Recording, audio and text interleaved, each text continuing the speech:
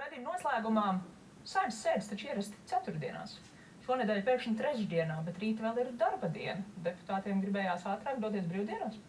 Tas droši vien, ka jājautā prezidijam. Mieriņas kungs taču vada prezidiju. Bet prezidijā ir vairāk locekļi, kuri saliek šīs dienas kārtības un kurā brīdī un kad ir Saeimas sēdes. Jums nekas tā nav zināms. Pasaules trešdienā, trešdiena. Saprīšu, ka jūs pirms tam tur teicāt, ka mēģināsiet maksimāli godīgi. Varbūt tagad arī varat mēģināt maksimāli godīgi.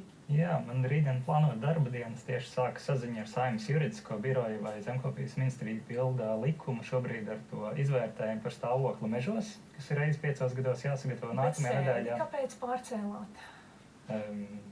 Saeimas sēdi, tāpēc, ka deputātu vairākums tā lēma būtu gatavs doties uz sēdi arī rītdien, tā skaitā šodienas sēdi būtu jāpapildina. Nākamajā nedēļā mums plānota konference Eiropas Savienības sarunas. Mežu izvērtējums ir droši, tas iet kopumā šobrīd ar Eiropas mežu izvērtējumu un Latvijas savu pozīciju un atskaites sniegus šobrīd spēkā 2021. gada izvērtējumu. Novēlēšu jums priecīgas lieldienu brīvdienas. Paldies jums. Paldies par sarunu, paldies arī jums skatītāji par uzmanību un tiksimies mēs gan vēl rīt.